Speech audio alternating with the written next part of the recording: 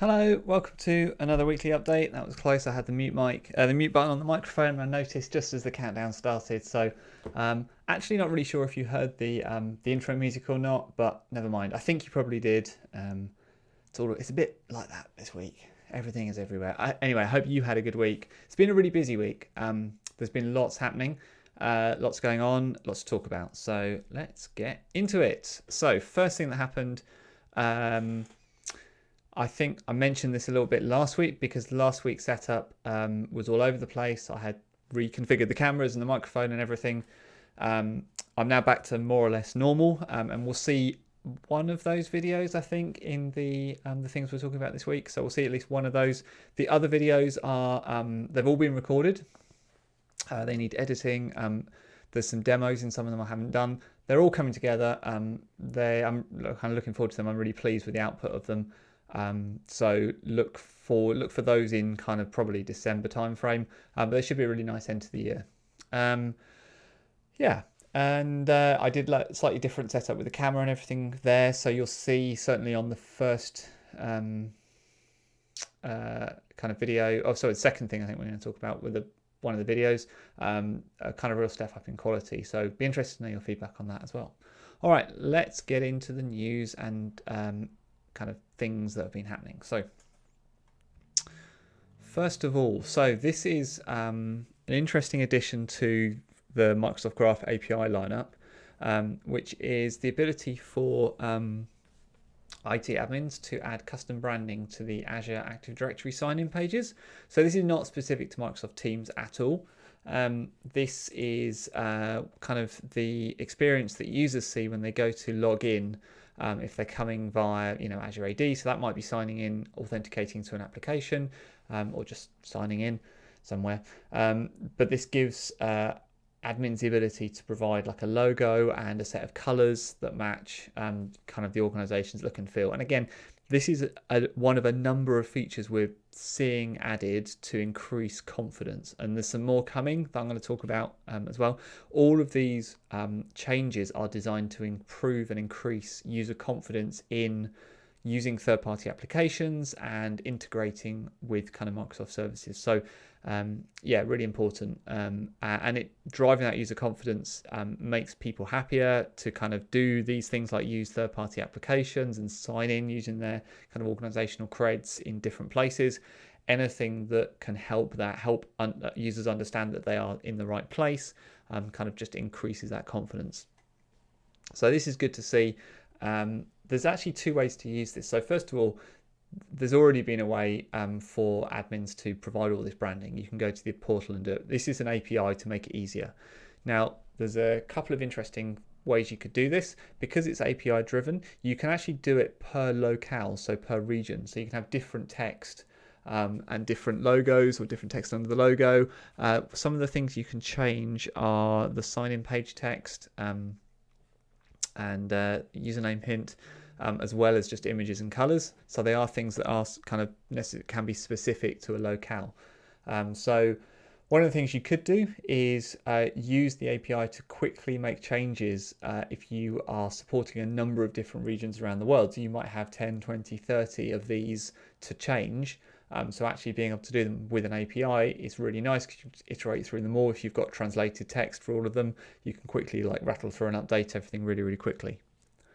The other way I see this being used actually is there is also a read call. So you can read the organizational branding settings for a given organization.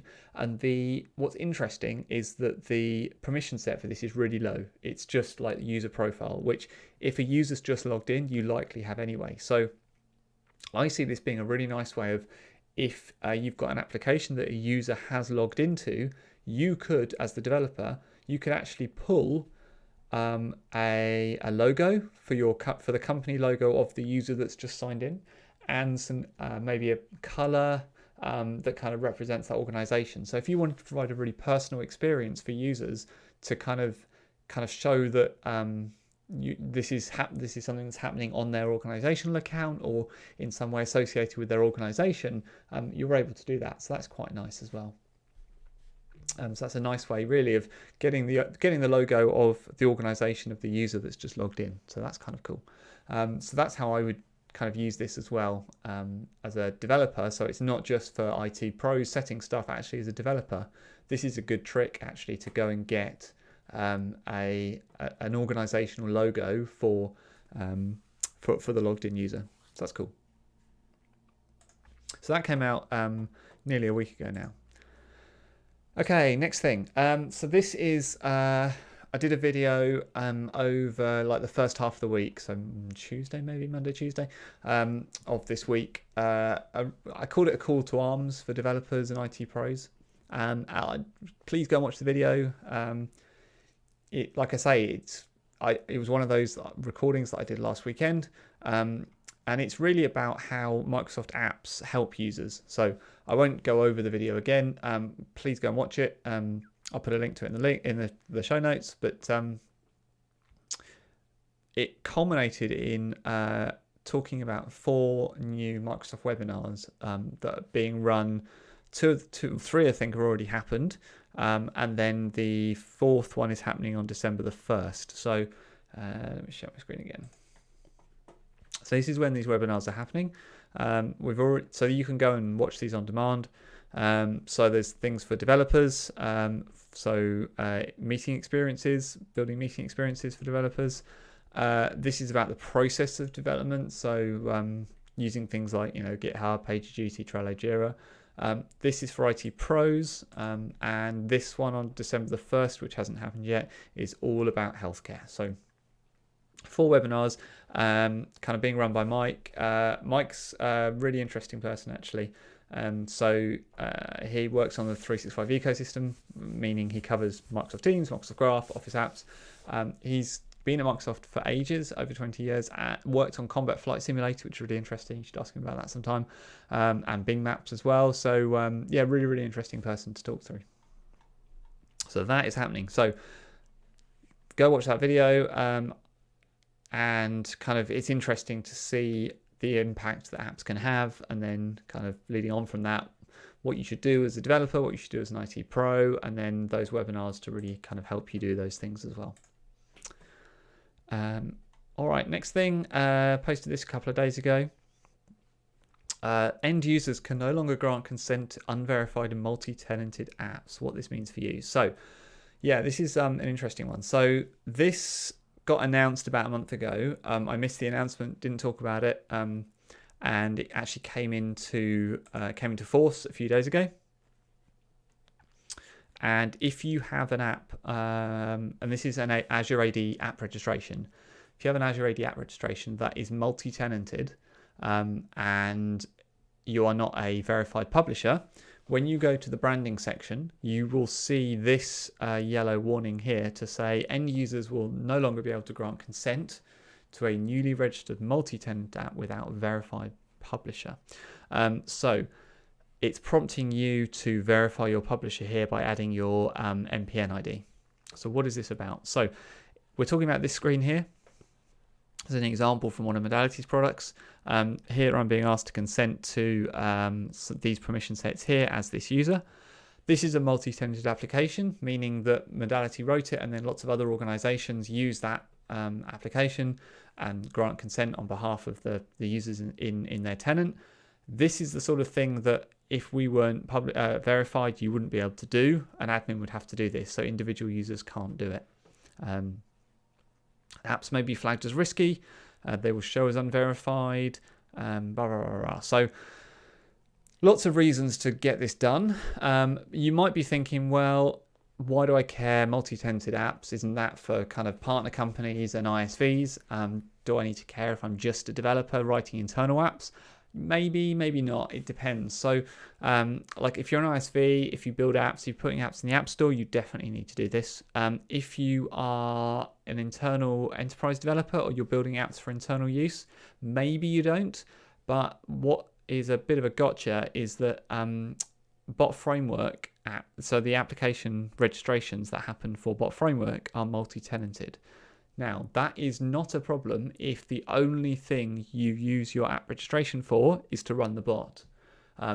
then you're probably okay, because by itself, running the bot doesn't require any permissions, so you don't get hit by this problem. However, if you reuse the application ID, the application registration, the one that you created for the bot, if you reuse that, add some permissions to it, and use that for the thing that users grant consent to, then you will kind of hit this problem, because you're then using a multi-tenanted app, you're an unverified publisher, and you're asking for consent. So you shouldn't do that. You should use a separate application registration for the bot framework instance, and another application registration for doing the grant consent and the permissions and stuff. That has been published guidance for a while. That big thing in yellow, I updated this blog post. That's the published guidance from the bot framework team. Honestly, I don't like it much. Like, I think it's a bit of a hack, like that a developer has to write two and maintain two Azure AD app registrations. I think it's kind of confusing. It means developers have to juggle multiple application IDs and secrets. I don't like it, but it's the reality of where we're at. So kind of that's the way it is, and that's the best practice. So that is really what you should be doing. And from now, if you're not a verified publisher, you're kind of going to get dinged if you don't. So the alternative is to become a verified publisher, and depending on who you are, this might be easy for you, it might not be. You need to have a Microsoft partner account. That's the kind of biggie, I think, to be honest. The rest of it is like relatively straightforward. Azure AD stuff, like you'll need to find a global admin to do it for you. But if you already have a partner account on the partner network, then it might just be easier to become verified as well. So yeah, a couple of things to think about there. If you're writing apps, if you're writing bots, go and review the apps you have, and see if you are doing that thing that kind of reusing the same application registration for both the bot and any kind of grant consent flows for users, because that's now live, kind of from November the 9th. You're not going to be able to do that as an end user. You're not going to be able to grant consent to those applications. All right, moving on, something else. Building apps for Microsoft Teams. So obviously something I bang on about quite a lot. This is a new competition, though, that Microsoft are running, an app development challenge. They're looking to drive the creation of new Microsoft Teams apps. So from now until the beginning of February, if you are a developer that has registered, and this is one where you do need to have a Partner Center account and an MPN ID. So you really need to be an ISV. You need to be putting apps into the App Store. So if you've got an idea for an app and you haven't yet put it into the App Store, and you want to, and then this might be a perfect time to decide to do that, because you could win some money for doing so. Yeah, so there are prizes to be won. Microsoft are running a development challenge. First prize, $20,000. Yes, please. Plus a 30-minute virtual meeting with Microsoft Teams. I'm not sure who that's with. Satcher, maybe? I don't think that's true. Maybe just with the Teams team. I'm not sure. And also featured in the Microsoft's winner announcement blog. So second prize $10,000, third prize $5,000. There's a bonus prizes of $3,500 US for best education app, best healthcare app, and best productivity app. So yeah, lots of opportunities there to win. So what you need to do is have a Partner Center account, have an MPN ID. You need to check the rules, and then you need to go build and publish an app into the App Store between now and February the 8th, 2021. This is only for apps that are being published to the Teams App Store, so it doesn't count any organizational only applications. And finally, let's talk about this. So I did another Talking Stuff with Lindsay. So if you're not aware, we do the sort of semi-regular when we can find the time, when we can think of things to talk about series where we talk through kind of softer stuff, just kind of chat through things that come to mind. This is an interesting one about video first. So I try and do videos all the time on meetings, Microsoft Teams meetings. I try and kind of keep my video on. Yeah, I know some places like that's kind of advised, it's encouraged. There's a lot of evidence that says it makes for more engaging meetings, but Also, I get a lot of people kind of put off by that and they don't want to. And should you feel bad about that? And what should you do about it? And how should you approach it? And those are all the things we talk through. So if any of that sounds interesting, you can listen to that. I'll put a link to the notes as well. So coming up this week, let's have a think. So I really want to finish some of these videos that I've recorded last week. I really want to finish the editing of them. Editing takes forever. I have some demos I need to do for them as well. And then I think they're going to be 4 training videos that come out of this. So looking forward to putting those up and putting them live. Hopefully be able to talk about them next week. We'll see how it goes. That is the plan. So yeah, that's kind of the biggest thing I think that's going to come up this week. I mean, who knows what other news is going to come kind of out of Microsoft and out of the Teams team. There's an awful lot of new features being added at the moment. There's an awful lot of activity and excitement. It's a really interesting time actually to be both in the Teams ecosystem but also as a developer as well, because there's lots of new features being added for development also. So yeah, super exciting. All right, I think that is everything I want to talk about. I can't remember how long I've been talking for, 15 minutes I think. So yeah, nice long one, sorry about that. Whatever it is you're doing this weekend, I'm not quite sure what else I'm going to be doing this weekend. Playing more Xbox, I think. I'm enjoying carving out time to do nothing but play Xbox, which is quite nice. And also it's that time of year where everything needs tidying up in the garden. And we just had some building work done as well, so everything is a mess. So there's plenty of things and little tasks to do. So I'll try and do some of that as well. Whatever it is you're doing, I hope you have a good one. Yeah, and have a great weekend. And I will talk to you again next time.